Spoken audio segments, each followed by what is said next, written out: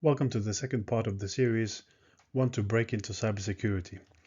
In the first part, we discussed the education path into cybersecurity. We discussed what kind of hands-on labs to use to increase your skills and experience. We also covered some great hands-on projects that you can undertake while pursuing career in cybersecurity. So the second part, what we're going to do is we're going to discuss how to expand on your networks, how to create a support network around you while you are breaking into cybersecurity and looking to land your first role. We will also discuss how to draft an amazing resume, how to create compelling statements in your CV that showcases your skills and experience to make sure that it pops and stands out. We will also cover some of the interview prep questions and how to prepare for them. So we'll jump right into the first slide. So in this video, we'll discuss how to build your cyber network. So obviously, as you can see, there are listed some of the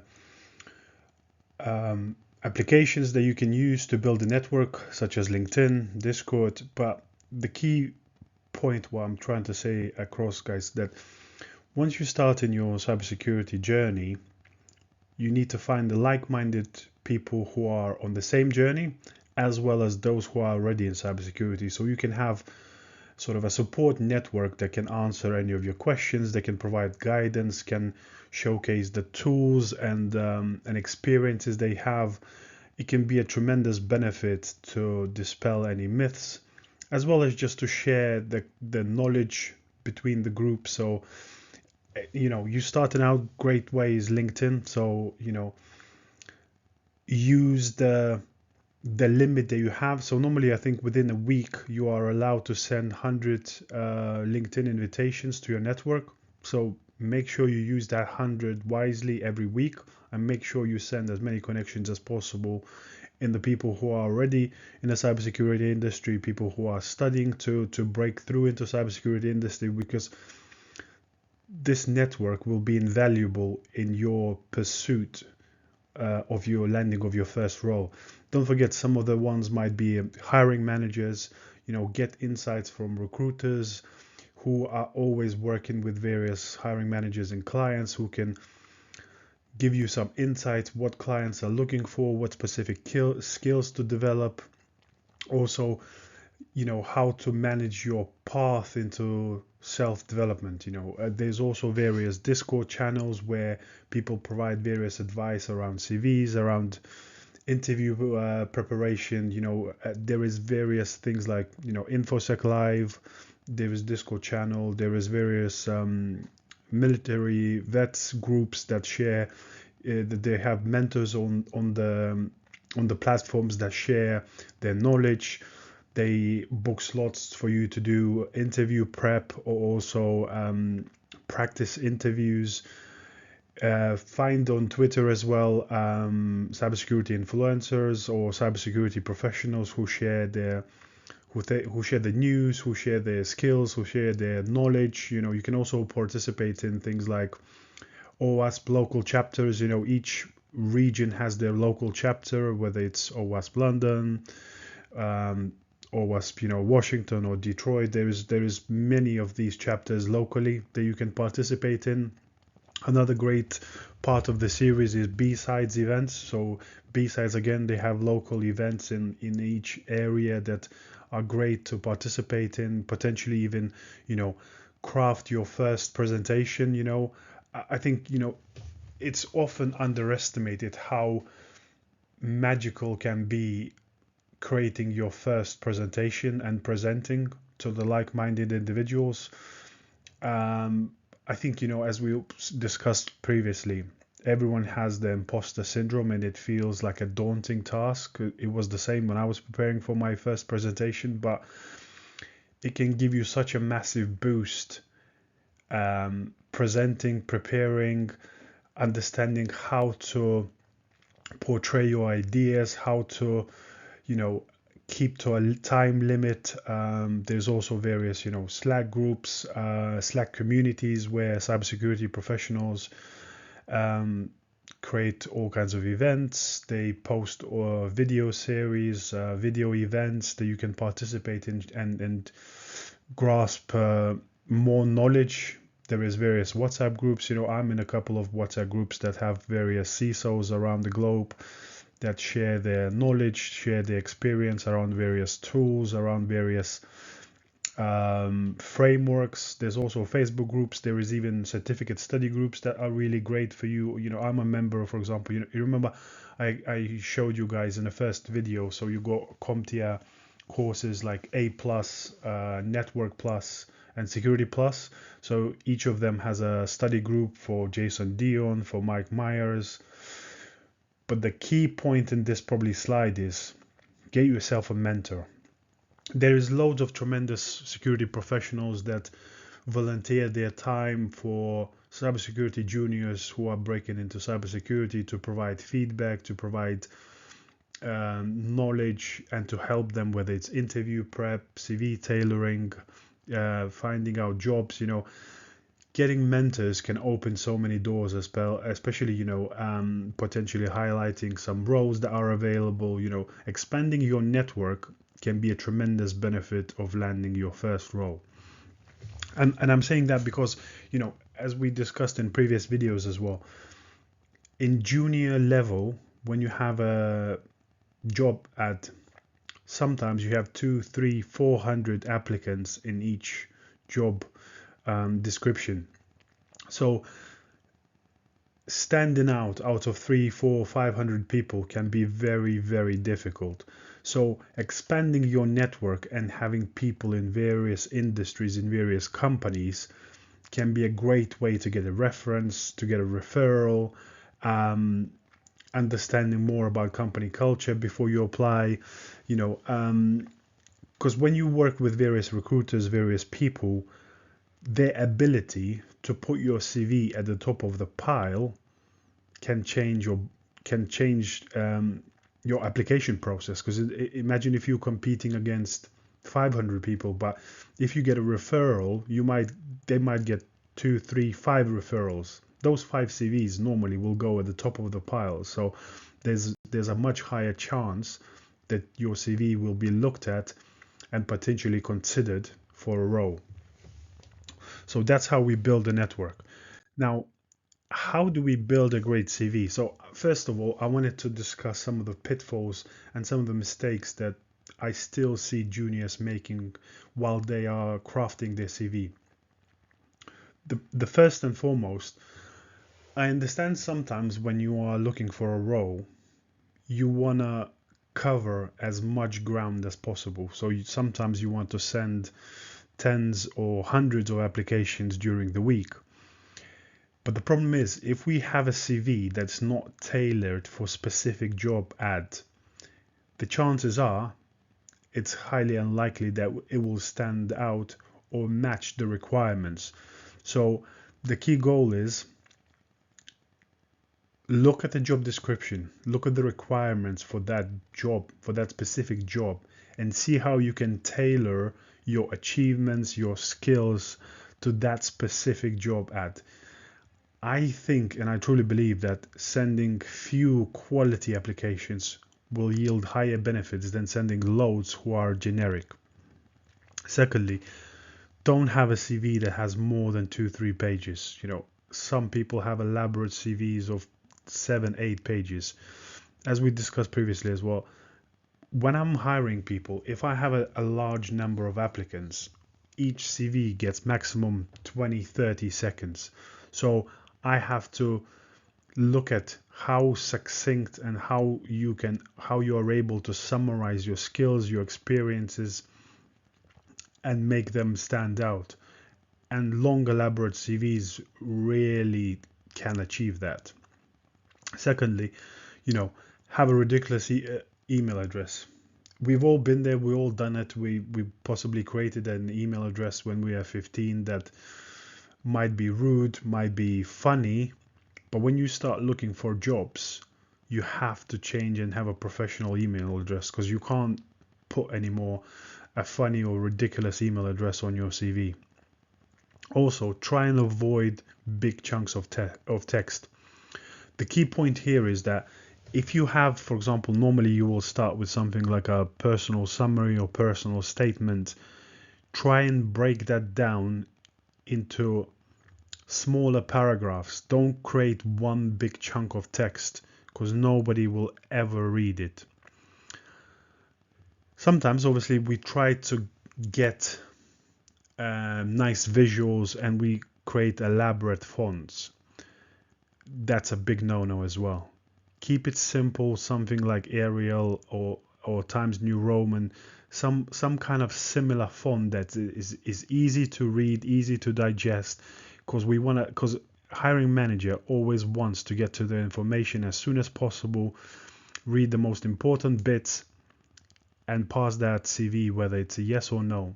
And sometimes elaborate fonts can make it difficult to read, and if it's difficult to read, it will normally be left out. Again, don't have a photograph on your CV. There is no need for photographs. There's no need for personal information like your full address.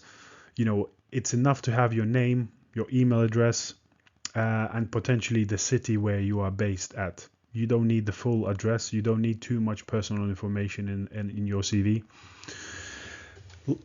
Lastly, please avoid grammar and spelling mistakes. I know sometimes Word itself can correct most of these things, but sometimes it's good to invest, or you can even download a free version of Grammarly, who not only checks for grammar and spelling mistakes, but it also can create a more succinct and more impactful statements, and it can rewrite potential, mistakes in your CV. So it's a great tool to use when you craft in your CV. And lastly, please do not overstate your accomplishments. It's important to craft a compelling statement about your experiences, about your skills and tools, but you have to make sure that you are able to explain and use the corroborating information what is on your CV. Yes, sometimes I know it can be daunting when you keep hearing no's from your CV, or you're not getting an interviews, but crafting something that is overstating the accomplishments might land you an interview, but you have to make sure that in the interview you are prepared to talk about and give examples of your accomplishments, and you can explain them very well. So make sure that you are prepared to answer those questions. Now, some of the great examples. So what I always say, craft a sort of a bone structure of your CV, and then you can tailor that to each job post.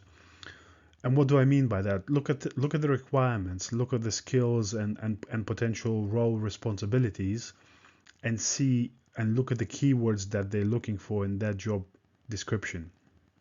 That's how you stand out. That's how you potentially beat the ATS system, as well as land yourself an interview. When you're crafting your previous roles responsibilities, make sure you use statements that use responsibilities plus a result which creates a big impact. Don't just craft something like, I previously have used vulnerability scanning tools. That doesn't tell me much. And I'll showcase, guys, I'll give you a few examples where how to draft an impactful statement versus what we normally use and how we should change that. And I'll showcase a few tools as well, how we can do that. And I'll showcase some of the examples that some other people have created, and amazing videos, how we can now leverage AI. Just to give an example, make sure you include keywords and skills and responsibilities. So obviously there has been some rumors go around where people just drop a bunch of keywords in a white text on a CV somewhere just to beat the ATS system. Yes, you might beat an ATS system, but again, once you beat an ATS system, normally the CV still has to go to the hiring manager to get to land an interview. So I would always say, instead of just dropping loads of keywords, create statements that include those keywords, impactful statements, as in previous point. Make skills that match the job description in bold. What I like to do sometimes, so if I craft an impactful statement and it includes something like, for example, SIEM tools such as Azure Sentinel and how I use them, you can make the text in bold, whereas we use specific tools or skills or specific analytical thinking, which pops outside of our CV. So these keywords can be in bold, that directly guides hiring managers' eyes into those statements. So as I kind of mentioned before, so always look at the job description requirements and tailor the CV to it. I think it's going to be so much more impactful than just, using LinkedIn or Indeed or whatever, where you just easy apply and share always the same CV that you crafted as a generic. Craft a powerful personal statement. That's very important. So as you can see, I put here a common format that includes. So your CV normally should have a header. It has a summary or objective, which can be also a personal statement. You should have your employment experience, your skills, project, and education. So that's how you split it out. So in the header, normally you just have your name, potentially your email address. You can also add something like, your GitHub address, or if you have a blog, something like your Medium address, and potentially the city that you are located in. Summary and objective, that's where you can craft your personal statement of what you are aspiring to be, where you are aspiring to go, what role are you looking for, and how you are expanding your personal skills and experiences to achieve that goal. And then obviously then you can create your employment experience list. Make sure you put enough information in that employment experience. And that's where we're going to talk in next, how to craft those impactful statements and employment experience. Then you can list obviously the skills. You can also split them out into hard and soft skills. As I mentioned before, please always include, so personal projects, we discussed, things like try hack me paths that you are undertaking. I also added in a previous video, as I mentioned, I added some extra hands-on labs or hands-on projects that you can undertake, that you can put in your CV. There is a few around how to use SIEM, how to create a keylogger and things like that, and then also list your education. So I would also say list in education, so all of the certifications that you have done, and also you can list the ones that you are currently doing, and you can obviously always add, instead of end date, add an ongoing or currently studying. So that's a great way to build an impactful CV. So as I mentioned previously, this is a perfect example how to tailor your CV and how to craft one that creates an impactful statement. So if you go and check out on YouTube, there is a gentleman called Ruben Hassid. He created a video how to get a job with ChatGPT. So what he explains in his ChatGPT video is you can take a job description, copy and paste it to ChatGPT, and he has a specific tailored prompts that are tailored essentially to beat an ATS system with compelling narratives. So we'll create a perfect resume and a perfect cover letter. But what I implore you guys to do not just copy and paste and use that CV, because that is just an example of how to tailor the impactful statement, because the CV created by ChatGPT obviously will have a false statements that does not align with your experience. So use that as an example, how to create an impactful cover letter, how to create an impactful perfect resume, and mold those examples to your experience. Make sure that obviously you add specific key skills, specific tools that you practiced in your self-development journey, and how you can create an impactful CV that has a great potential to land you a perfect interview. So what I wanted to do, the next slide, is I wanted to share a common job description for junior cybersecurity analysts, because we're talking mainly, as we discussed in previous video, how to enter cybersecurity based on numbers in SOC level 1 or junior cybersecurity analyst. What I really like about this role, there's been plenty of discussions about junior roles, and sometimes organizations masquerade junior roles as junior, but they require a significant amount of experience. They only pay the junior salary. Obviously, as you can see, this salary is still quite low for a junior person, but what I really like about it, if you can see in person specification, it requires some hands-on IT experience as part of a previous role or through structured learning. And that's a great way to look for junior talent. Instead of looking for junior talent who has 2-3 years of experience, he's no longer a junior talent. So you're looking for someone experienced, but you're trying to pay them a junior salary. So this is a great job description.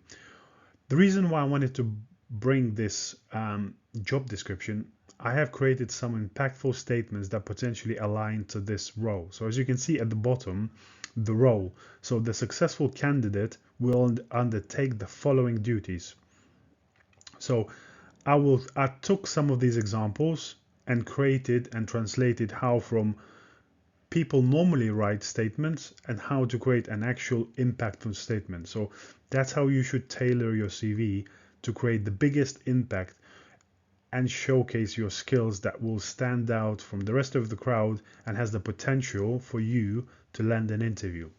So as you can see in this successful candidate will take these duties. So they have things like maintain the systems which support our SOC, including SIEM tools, conduct alert-based investigation and threat hunting, update threat intelligence indicators and use open source research to improve detection capabilities. It also has ongoing tuning of SIEM tools, incident handling, including advising clients from initial alert through to remediation of underlying issues. It has vulnerability management, configuration and management of network security products, and also participate in an on-call rota to ensure clients are protected 24/7. So what that tells me, obviously this role is part of the managed security service provider, and they provide security operations center services to their clients 24/7. So obviously there's potential to be a shift rota where you will be working potentially.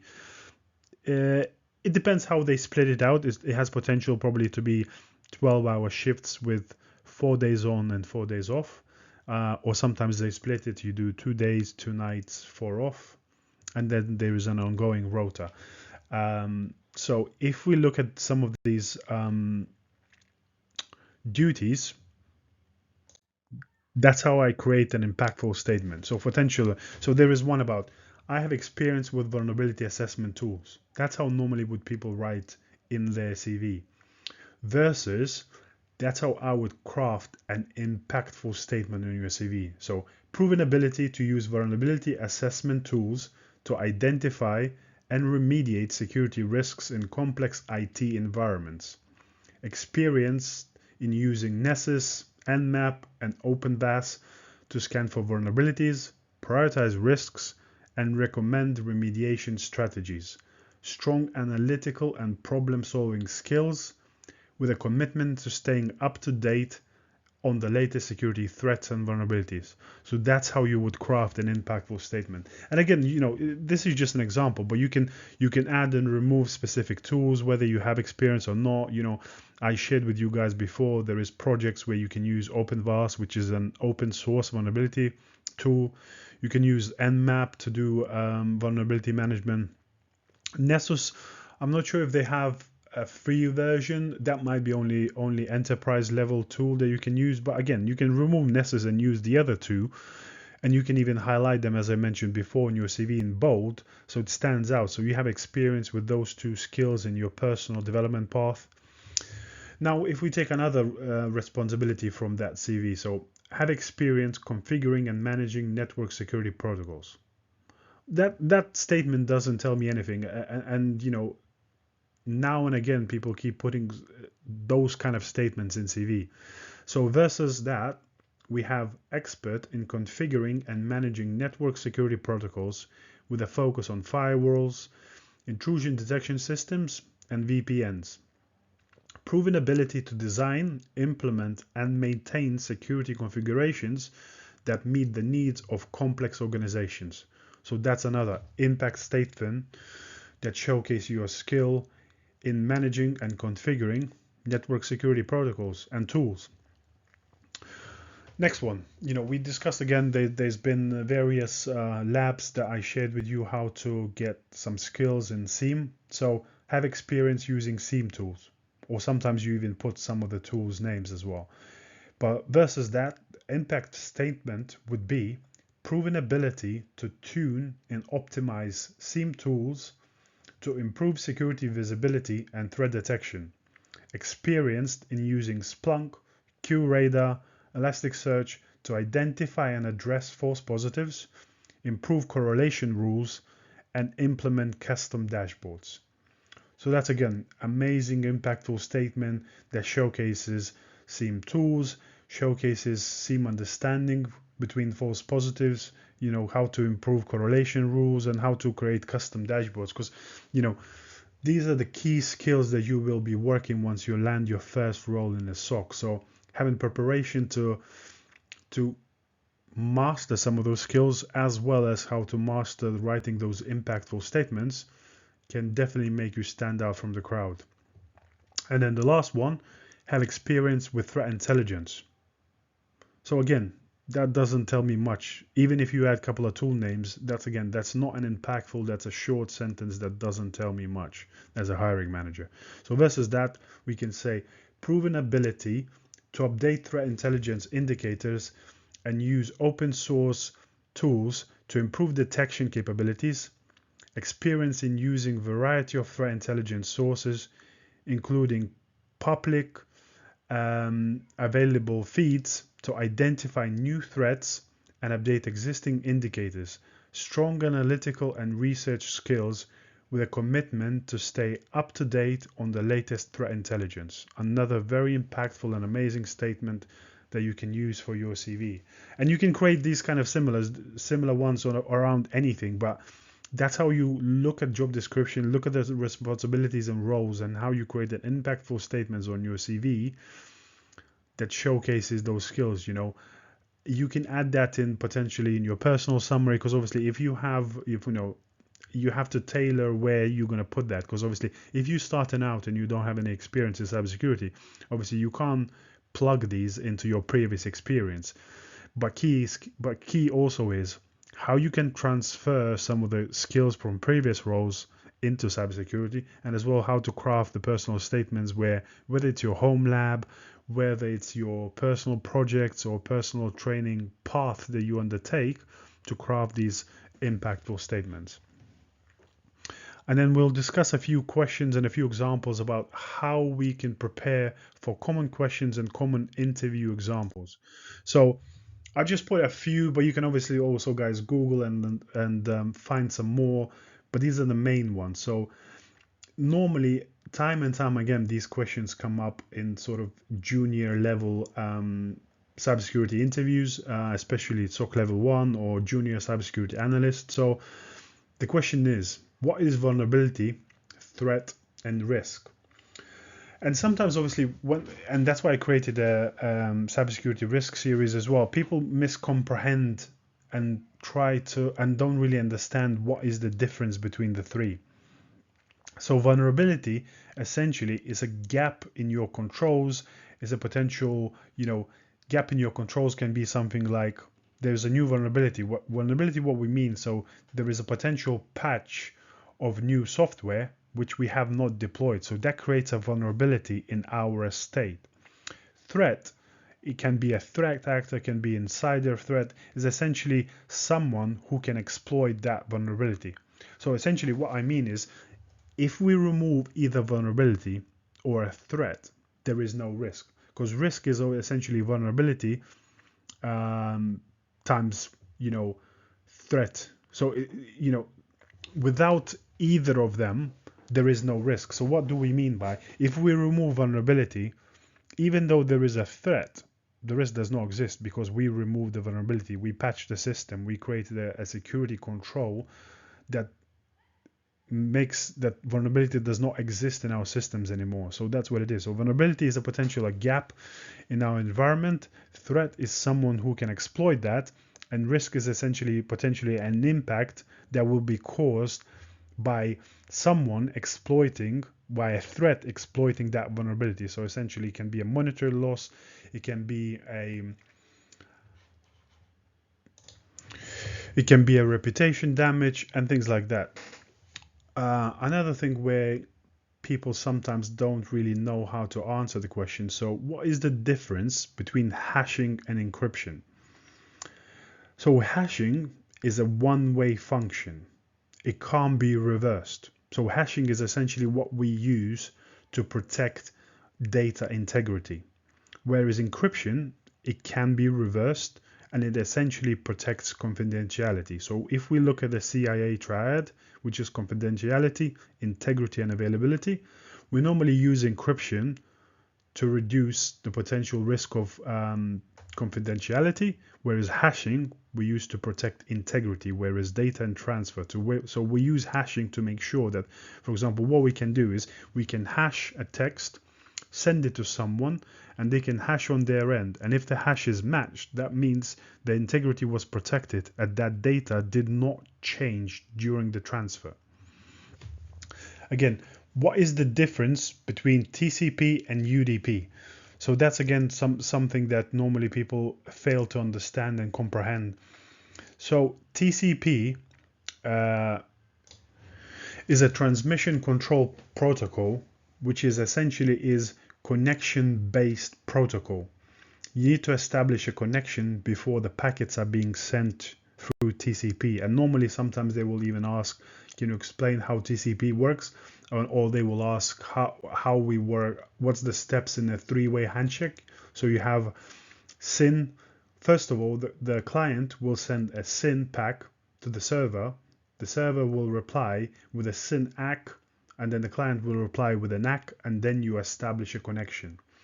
Whereas UDP is a user datagram protocol, and that is essentially it's connectionless. So normally the difference between the two is that if we use UDP, if the packets are lost in transmission, they are never resent.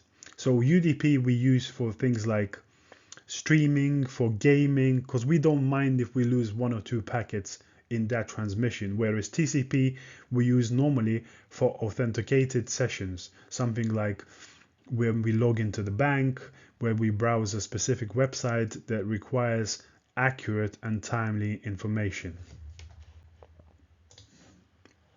Another question that usually comes up is, what is DHCP? So DHCP is a dynamic host configuration protocol. It's a protocol that is used in a network that assigns IP addresses to all of the systems on a network. Another very important question, and I usually love asking these questions in interviews as well. So how do you stay up to date with the latest security news? Do you read any blogs? Do you watch any podcasts? Any sites that you follow? Any specific people, whether it's on Twitter? How do you keep up with the latest security news? And also sometimes it's good to verify that specific answer. You can ask any recent high-profile incidents that you have read about, that you have seen on the news. So these questions usually will come up in your interviews as well. Another important question is, what is DNS? And can you explain how it works? So DNS is domain name services. So what does that mean?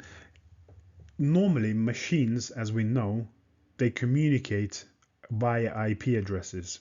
But if we take something like facebook.com, for us to remember facebook.com IP address would be almost impossible. We would have to type IP address for every single website. So that's where DNS comes. So DNS is essentially a protocol that is used. So once we type in facebook.com, the DNS server essentially sends a packet and asks the next closest server, what's the IP address for facebook.com? and then it goes through various regional services to find out the IP address, and that's how we get the site. Another very important question to understand and explain and know when you are interviewing is, can you explain the difference between the false positives and false negatives? So whether it's, in your SIEM or any particular alerting, how do we differentiate between the two?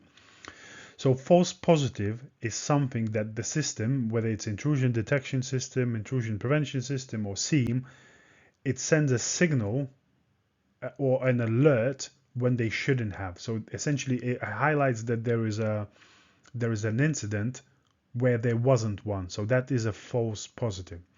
False negative is when there's an incident, but the system fails to notify us. So therefore, that's false negative. So we had an incident, but SIEM did not highlight it. That is false negative. Another very important question to know is, what is the difference between symmetric and asymmetric encryption? And the key difference is, I guess, is that symmetric encryption normally is used where the communication is already established. So asymmetric encryption is very resource intensive because obviously they have to share, it normally uses public key infrastructure and can be very resource intensive. So normally the way the traffic works is somewhere where we log in or somewhere where we go to the site, the initial connection is done by asymmetric encryption to establish connection. Once the connection has been established, then we use a symmetric encryption, which is much less resource intensive, and it allows for traffic to travel much faster. So asymmetric encryption is essentially we use two types of keys. So you have a public key and a private key, where in symmetric encryption normally is only one key used for encrypt and decrypt the traffic. And last but not least is, what is the difference between IDS and IPS? So you have intrusion detection system and intrusion prevention system. The difference between the two is that IDS only detects and alerts on the potential incidents or anomalies, whereas intrusion prevention system can be tailored and can be tuned to automatically prevent. That's why it says intrusion prevention system. So it can prevent specific incidents from happening in your environment. And then lastly is also the difference between HIDS and NIDS, host intrusion detection system and network intrusion detection system. What's the difference between the two? The key difference is essentially they are the same systems, but the difference is the placement. One will be placed on the host and one will be placed either inside the network or at the edge of the network, and essentially will track the whole network traffic, where the host one is only gonna work for that particular host. So if we have a host one, we have to place it on each host. With the network one, we can place it inside the network and it will scan all of the network traffic. So that's the main sort of common interview questions. There's obviously many more, but the key point in here is you have to understand intimately. You can't try and memorize the answers to these questions. Do your networking courses, do your security courses, and understand how these systems, how these protocols work and interact, and what's actually is under the hood in the system, so you can explain and actually have an understanding to those interview key questions while you prepare to take that first important role. So that's pretty much for this video.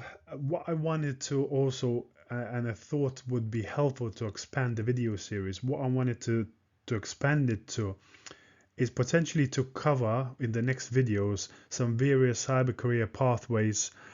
I wanted to bring in some guests into the studio and discuss, what's the day like working in penetration testing, how someone ends up, or what path do they took to end up in penetration testing. I have discussed in the previous videos as well, but penetration testing sounds very sexy and it's been glorified through movies, but usually people, until they are in that role, they don't really understand what's it like to work in penetration testing, what you need and what kind of skills you need, what kind of whether it's courses or hands-on skills you need to land the role. We'll explore various pathways like digital forensics, incident response. We can cover also governance, risk and compliance, and many more. So I wanted to create a video series essentially where we explore each pathway, ask professionals how they landed that role, and ask any, dispel any myths, and potentially cover how someone can pave the path into that specific industry. So if you like any of these other videos that potentially sounds intriguing career, I will provide the steps how to get into that career pathway. Thank you guys for listening for another video. As I mentioned before, please like and subscribe if you like my videos. Send me a message on my LinkedIn. You'll find it on my channel. Any comments, any feedback, any other videos that I should explore in the future. Thank you guys.